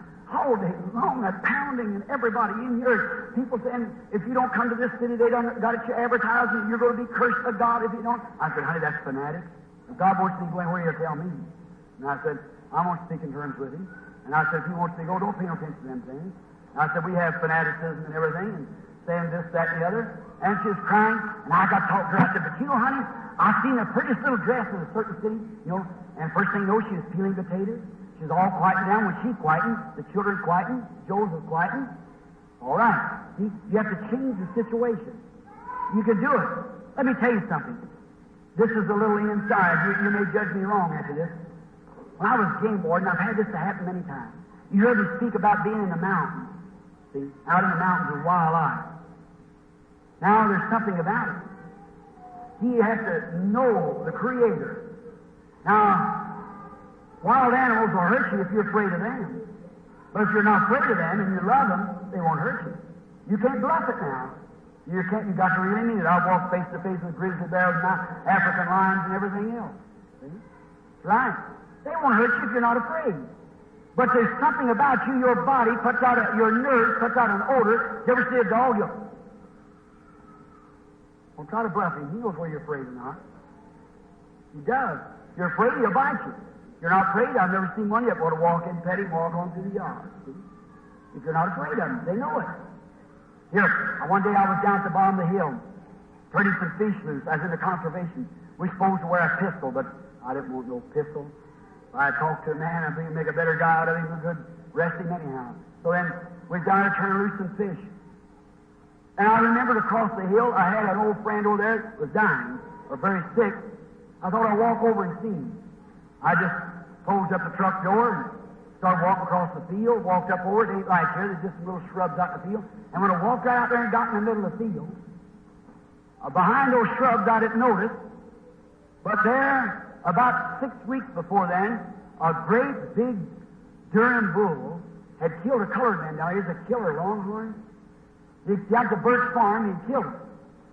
So this was up at another farm. They'd sold him because he was a fine breed of bull. But when that bull raised out up in the field, I forgot about him being in there. And there he was, not over 20 spaces from me. He raised up and looked at me, He let out a roar and threw them horns in the ground like that. I looked back to the fence. I couldn't outrun him. There was no tree to get into. What could I do? I was in the same spot like I was with that maniac he was reading in the book. What could I do? Now listen, you can't fake it. It has to happen. Now listen close. But somehow or another, something happened in my heart. Instead of being scared, I loved him. That sounds juvenile, but that's true. I thought, poor fellow, he was sleeping. I disturbed him. And here he comes, throwing his horns down like that, and he hit on his knees and throwed his horns again, twisting his tail, and here he comes. Well, instead of being afraid, I wasn't more afraid of that bull than I am my brother sitting on the platform. He come right to, if you could ever get that, wish I could live in that all the time. But here he comes. He come right straight to me, and I said, now, I am sorry I disturbed you. You are a creation of God. I am a servant of the Creator, Jesus. I'm on my road over to see His servant is sick. I must go pray for him. I'm sorry I disturbed you. Now, in the name of Jesus Christ, go back and lay down. I won't bother you. We'll go on by. And that bull with his head down, here he come making a charge. Well, we'll have to meet. I don't know what you think about it. But I can only state facts. That bull got within about 5 foot of me, and I wasn't more scared. I thought, poor fellow, I'm sorry I disturbed him. I come on his ground. And he run right straight to me, and he stopped. And he looked so depleted. He looked this way, looked that way, turned around, walked over and laid down. I stood there, walked by him, within 5 foot of him like that. He looked up at me, walked over, got through the fence, and I began to shake it. What was it? God. He'd have killed me. The same God that could stop a lion. Sent that angel with fire, that light standing between Daniel and the animal scared of light. There that angel standing there, sure. What happened? The lion went over and lay down. The same God that lived in Daniel's days is the same God today. He could stop a lion, could stop the bull. My grass was growing up in the yard last summer. I was mowing out there, and I'd have to make a couple rounds and change my overalls, come in, praise the stick, and go back out. It grew up in the front yard before we get to the back. Now listen. I got back in the backyard. I took off my shirt. Nobody back there, just way back behind the place. I was just pushing as hard as I could at this little old power mower, and it was bang, bang, bang. I forgot it was about a big nest of hornets hanging in the corner, and I rammed this lawnmower into that, and in a minute I was covered over in great, you know what hornets are, great big fellows. They'll knock you to kill you. And here I was with no shirt on, and covered over with hornets around like that. Now, instead, something happened again. Instead of being afraid, I wasn't afraid. And I thought, no, I disturbed them. Isn't that a shame? Now I said, now, little creatures of God, I am the servant of God. I am mowing this grass.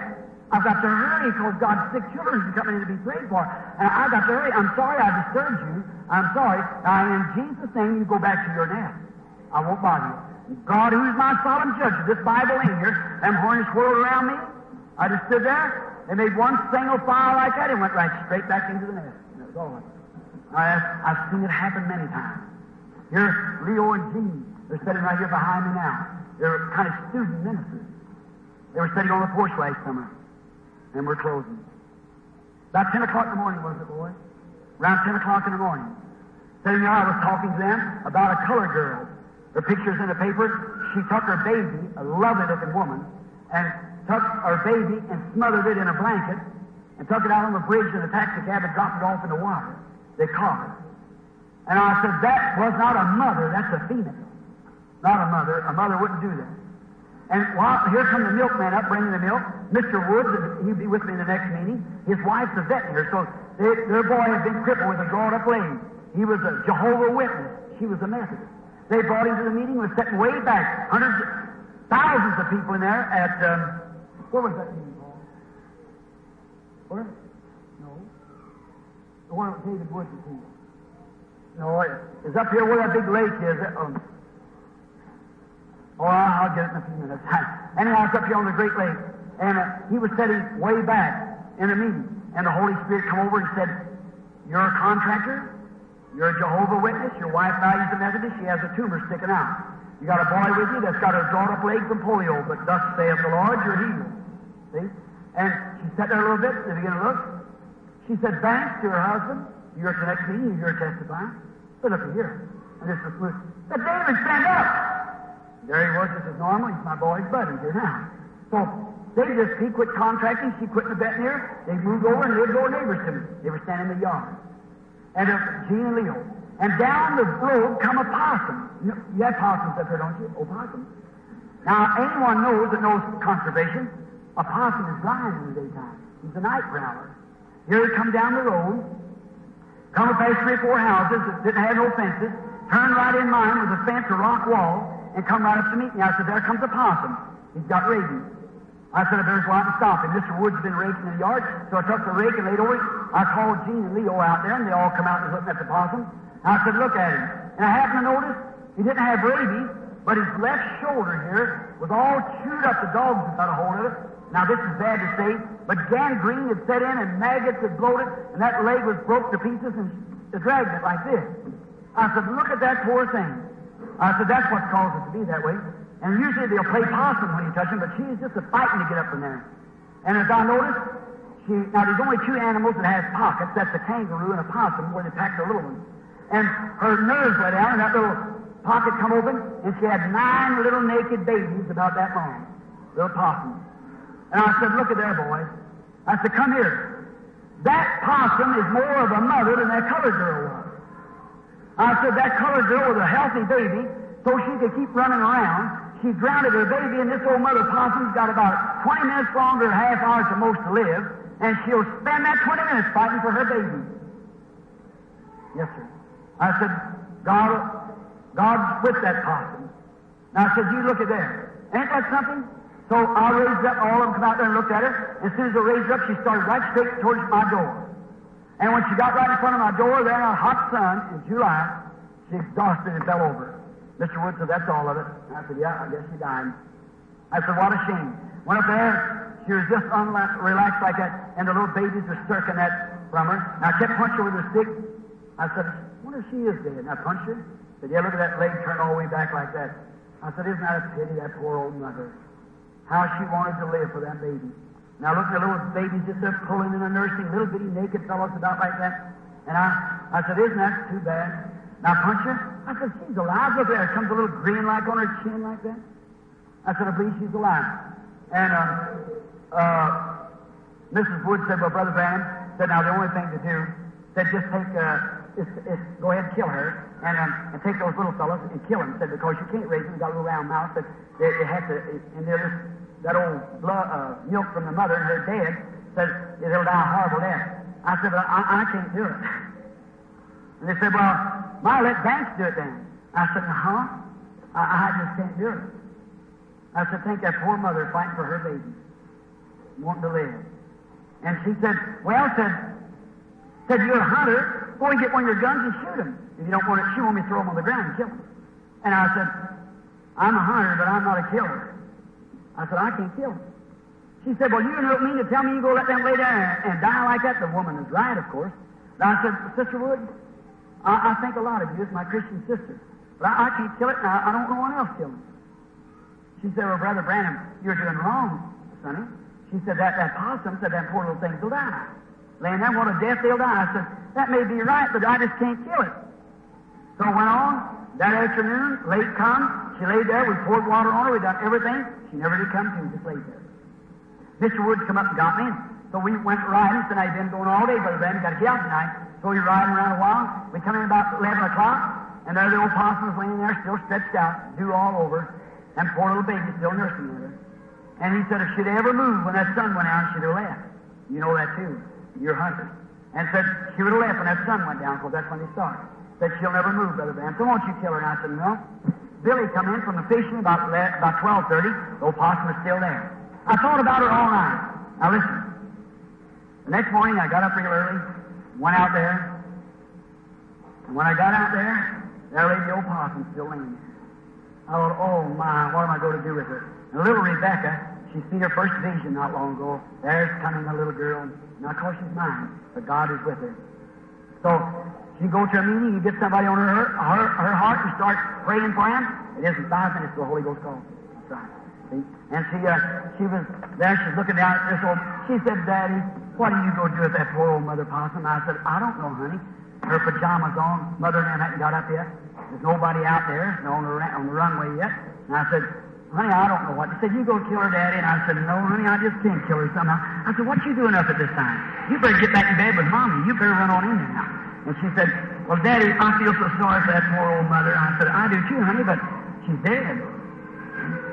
And he said, and I said, well, them little possums, I don't know what. He said, why don't you let Brother Woods kill it? And I said, no, I don't feel like doing it, sweetheart. I said, you run on back and get in bed. I went into the side door of my den room, and I was sitting out my hands right like this. I thought, what'll I do with that possum today? I don't know. I don't know how you're going to judge this. But somebody said to me, so what are you leaving her lay there for? I said, well, I don't know. I said, well, I sent her here. You preached a sermon on her yesterday. He said, what a mother she was. I said, yes, that's right. Said, I sent her here to be prayed for, and she's laid at your door waiting her turn for 24 hours. You've never said a word to me about it. I said, well, I didn't. I said, who am I talking to? Have I gone crazy? I said, what's the matter? What? I sent her here. Oh, God, sure, you know the animals. You know the sparrows. One can't fall without you. I said, forgive me, Father. If you had a mother possum, I've seen you do human beings that way, but never a possum. Would you send her here? And I went out there, and Becky was looking through the window. And I went out to where the old possum was. I looked at her, Becky come out. And I said, Heavenly Father, I got to meet this at the judgment. I said, Heavenly Father, has your servant been stupid enough not to know that you're in nature, that you're in animals, that you're everywhere? And how that confirms it? You knowing that you sent me to pray for people, and you sent this possum up here? Well, this possum knows more about divine healing than a lot of preachers does. I said, you sent this dumb animal? She ain't got a soul. She couldn't be led by no spirit. She hasn't got any soul. But you had to guide her by instinct. And you who made her. And she wants to live, to raise her baby. And you put her in my steps here, and she's laid here for 24 hours? Forgive me, God. I said, then, Lord Jesus, if you put that possum here, then I pray that you'll heal her in the name of the Lord Jesus. You have to take my word. Well, I said that possum turned his head and looked at me, raised up from there, that raised just as normal.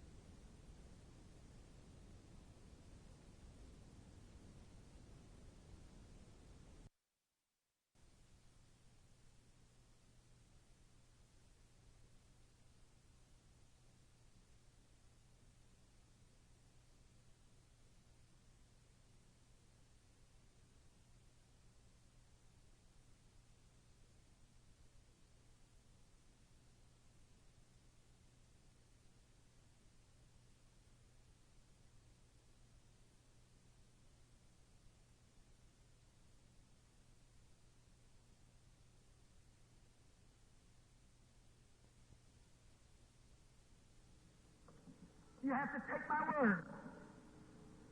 Well, I said that possum turned his head and looked at me, raised up from there, that laid just as normal as any other lady, picked her babies in her bosom, strutted down that road like that, got to the gate, that tail sticking up like that, turned around as if to say, thank you, sir. Right down the road she went to the woods. Oh, God! It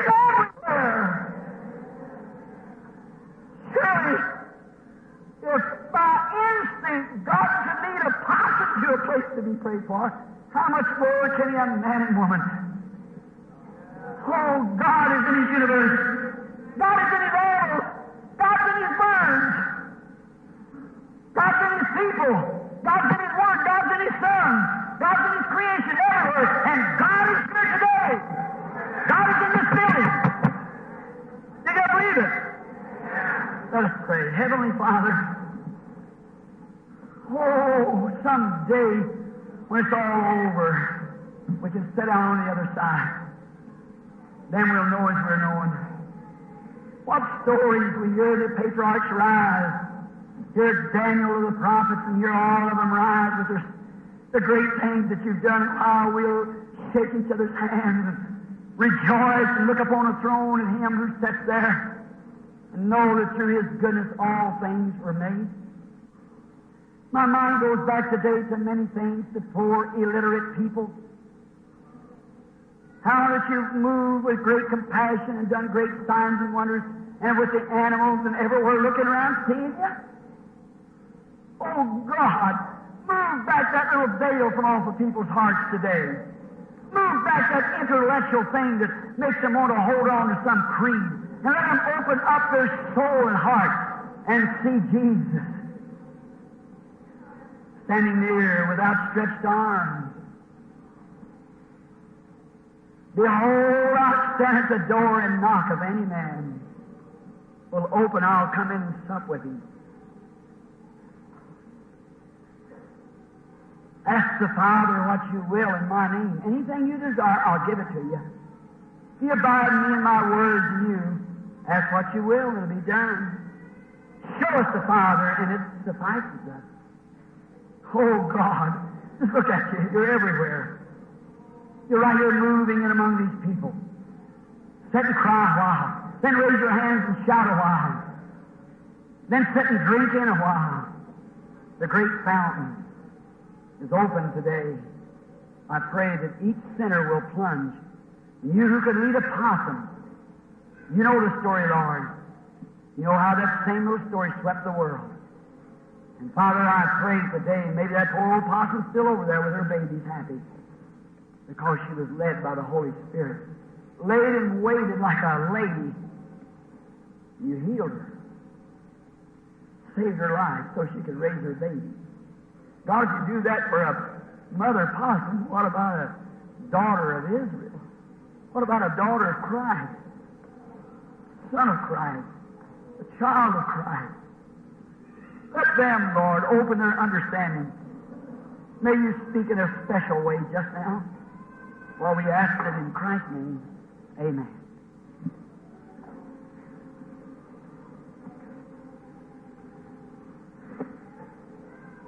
You're so lovely to talk to you. I'm sorry I talked that long. I didn't know I did.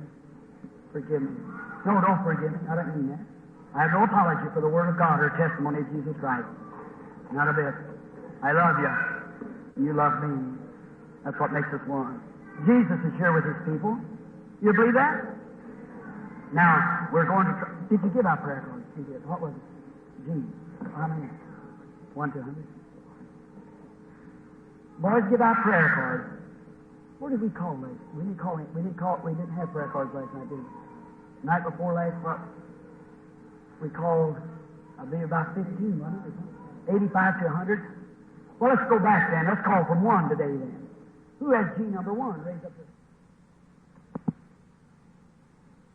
And don't doubt. And you'll see the glory of God if you can believe.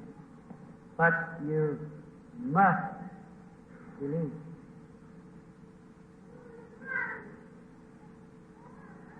Just a lady. Excuse me. Come here. Someone wrote me a little note the other night and said, Brother Branham, what makes you rub your face so? Sometimes it feels like your lips are that big. And you just subconsciously do it. But I want you to believe now with all your heart. I'm your brother. And I declare that Jesus Christ is in His universe, in His Word, in His nature, in His animals, in His people. And He's here now. What more could He do? He's proved that He's here in the Word. He's proved that He's here in the universe. He proves that He's here in His people. Now, it would certainly be sinful for you not to believe it. You won't have one thing to stand on at the day of judgment, but just have to walk up there and know that you're condemned and gone. Now, the lady standing here to me is a stranger to me. Is that right, lady? We're totally strange to one another. I don't know the woman. Now, isn't this a picture again of the well where our Lord Jesus stood and talked to a woman? Now, I want you to answer me so I can hear the response, because I can't see too far back at this time. See? Jesus stood and talked to a woman one time to find out what her trouble was. How many believe that in St. John 4? Say amen. And he talked to her long enough until he found where her trouble was, and he told her what her trouble was. And she said, "Sir, you must be a prophet." How many knows that so? Say amen. She said, "We know that when Messiah cometh, the Christ, He'll do these things, tell us all things. But who are you?" He said, "I'm He that speaks to you." She knew that was the sign of the Messiah.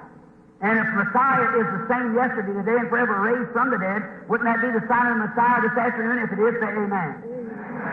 Now, if you believe, now just his attitude to this woman will be just his attitude to you. Only the human part becomes so weakened, it's a heavenly operation in the human part, so it just can't stand it, that's all. But now the lady, I think, look at her gray hair, perhaps a mother. Only God knows how many hard washings has went over that hand, how many times has wiped the tears from a little baby's cheeks and held it up to your bosom and rocked it. God only knows that. I don't. But lady, you're here for something. Would I be far from being a deceiver? For you are a believer, a Christian.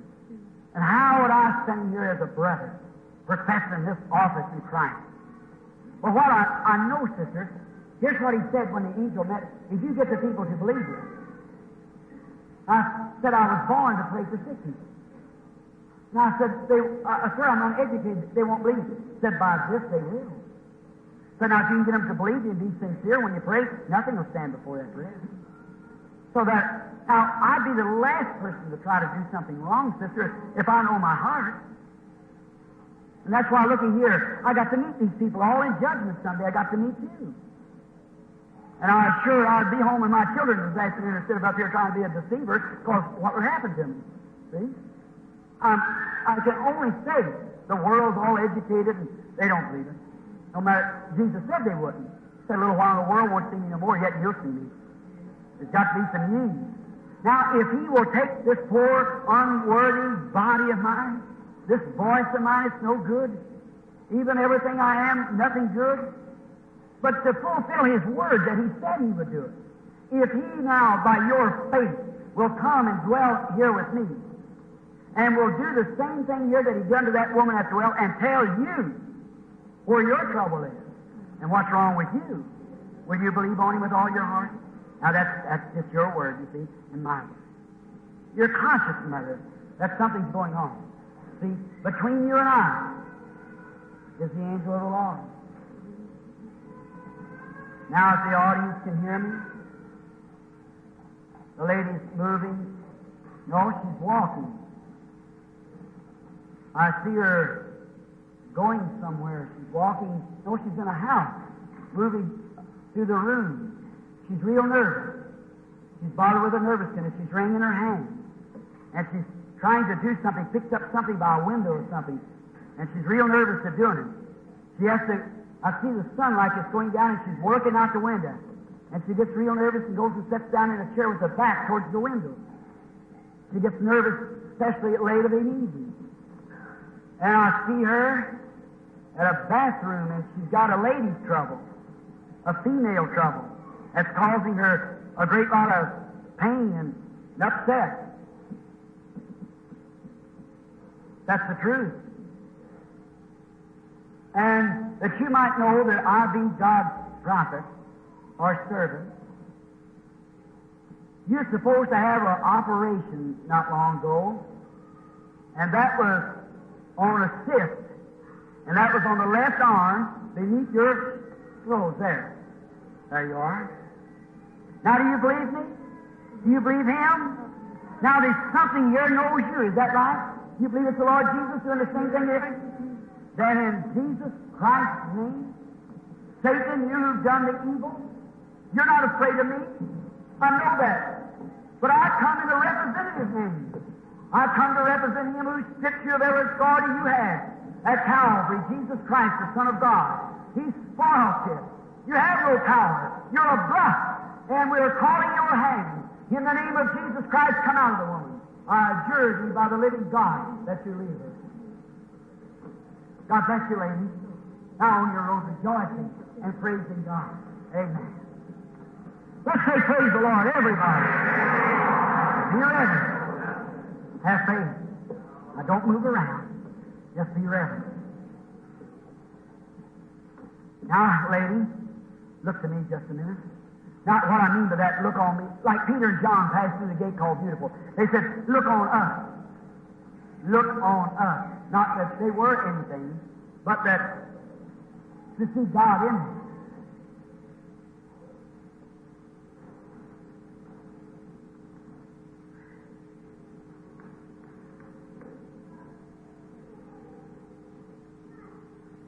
Now, the lady standing here, I see her at a table. And the table is, no, she's moving away from the table.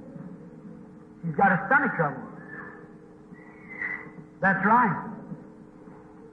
And she doesn't know what it is.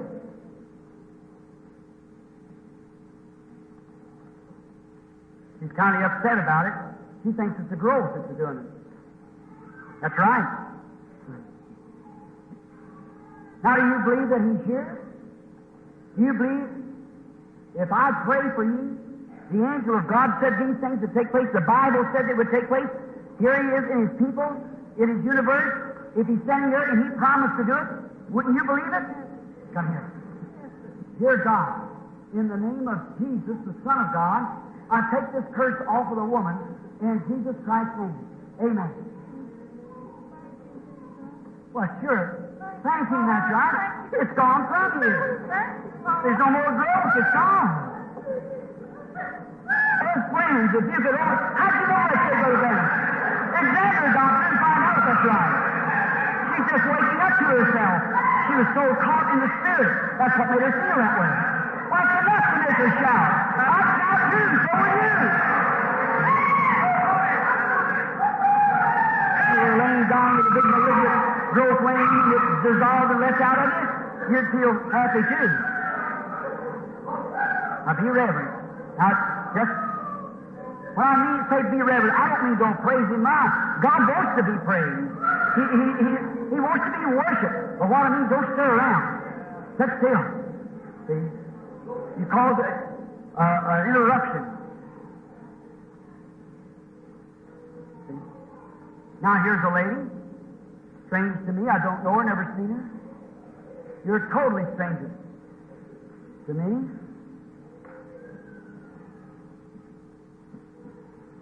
Praise be to God.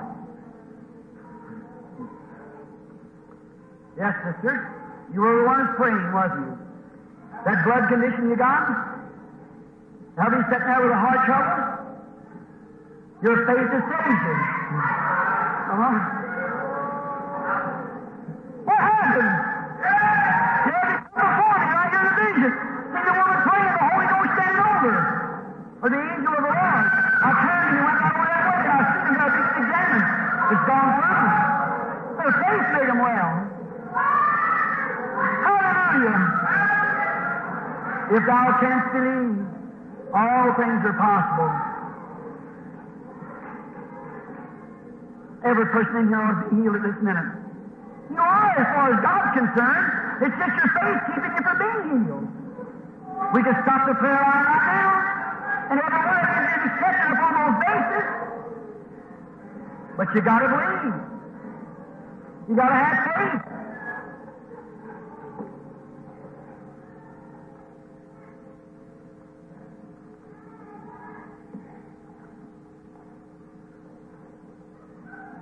Just believe, have faith, that's all I ask you to do.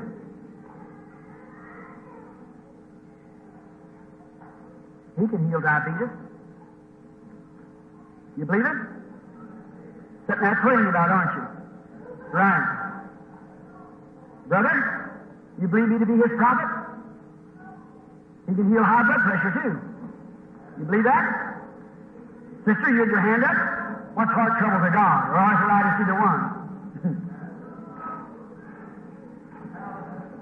Oh, my. I wish you could, if you could catch the vision. This is the first day you really believe. This is it. Now you're believing. Now you've got all the doubts moved back. The Christian spirit has overrode the other unbelievers. You're on the initiative side now. That's the way the Holy Spirit's supposed to work. Now that's it. He said, if thou canst believe. What about it, sir? That prostate trouble sitting up there. You believe Jesus make you well? Can you accept it? You're there up there at night, nervous, sitting up there, looking at me. Yes, brother.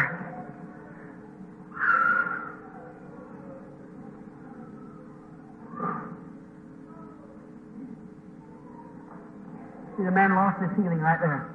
See? It moved away and turned dark around him again. He didn't catch it. See? You got the answer. When the Holy Ghost is speaking at you, answer. Sure, He wants you to answer Him. It's your faith answering to respond to the Word. Just turning light around the man, I tried to get his attention. He's somewhere sitting in there. They left him again, went away. I called him, pointed right to him. It turned dark around the man, then the vision left him. Went back to him. See? You've got to believe. You can't bluff God, and you can't bluff Satan. You got to know that God has the preeminence. He's God. Maybe I'll try to keep to the platform here. Now believe, ladies.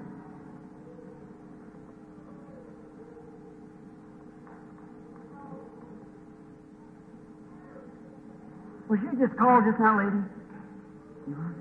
Was it diabetes? Got diabetes too, don't you, sir?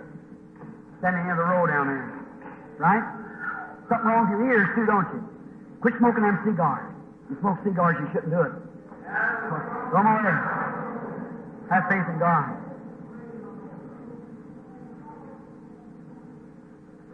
Oh, hallelujah. Something right. Don't think I'm beside myself. I know where I am. Lady, I don't know you. Christ knows you, I don't.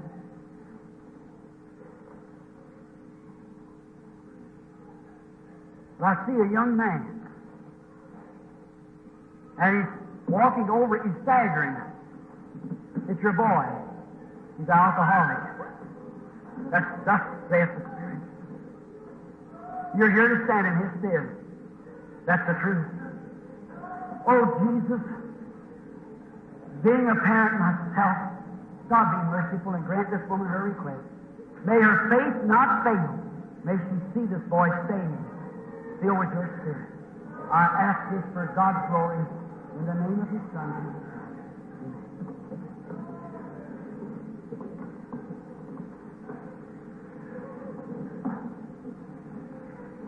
If thou canst believe, all things are possible. Do you believe? Have faith. Have faith. Don't doubt.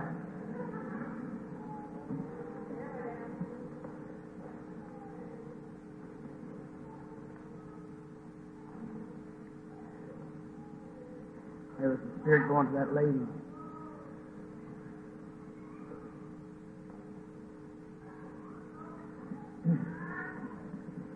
Lady, your trouble's thyroid gland. You're looking at me like that. Sure. Someone would say, sure, she looks heavy, said to me, thyroid don't necessary. Say, how about the lady next to you? Lay your hand over on the lady next to you there. No, the heavy, there. Lay your hand on it. Look this way, lady. Look here. You got throat trouble, don't you? That's right. Raise up your hand if that's right, so you see. All right? You have spirit moving? How do you do, sir? You believe with all your heart? Look this way just a minute. You've been in a hospital. I see them with you opened up in the front part this way. And they were taking your stomach and cutting a big portion of it out. That's your trouble. You're extremely nervous. That's right. And you're a preacher of the gospel. And another thing, you want to be prayed for. You have an impediment of speech. I see you trying to say something you can't say. It's caused by a nervous condition. That's what caused your stomach trouble. That's thus saith the Lord. In the name of Christ, the Son of God, I pray that you heal him. Amen. Let's say praise the Lord.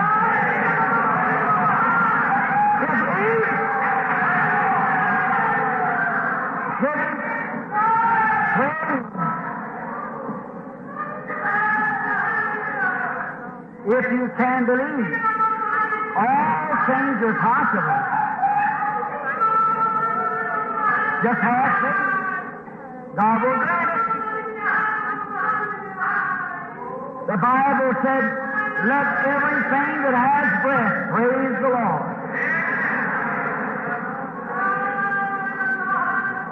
Y'all feel happy about that church sitting out on the end of the road? You do? Feel real happy because that man was healed? You do? You have poor circulation, don't you, sir? Right. Wouldn't you like to do that, happy? Sure, you can too. Well, you're all rejoicing, praising God.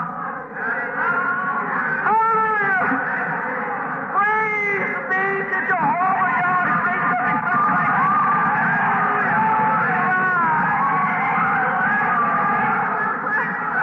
now you're believing. Now you're doing it right. This is what you ought to do all the other nights. Amen.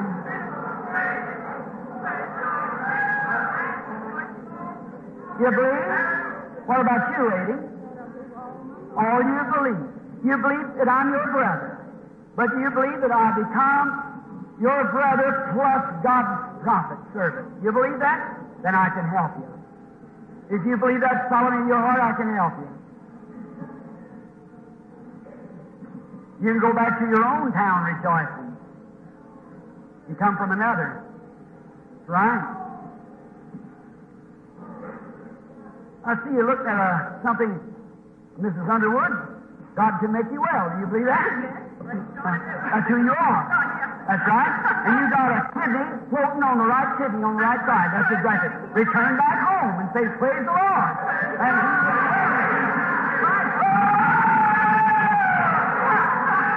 does God believe?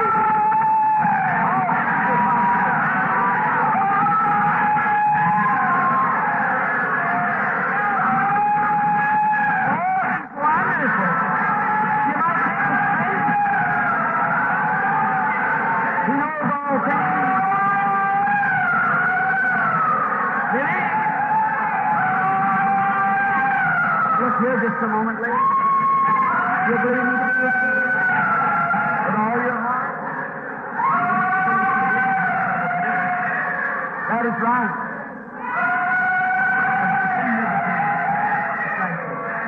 Have faith.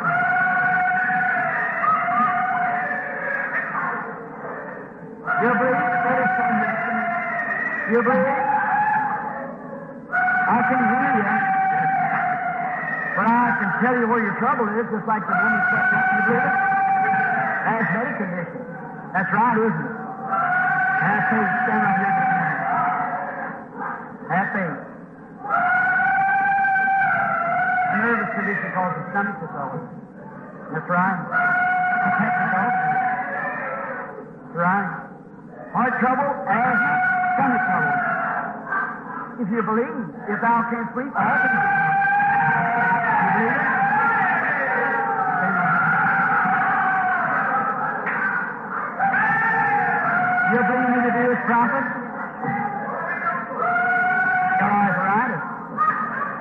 John.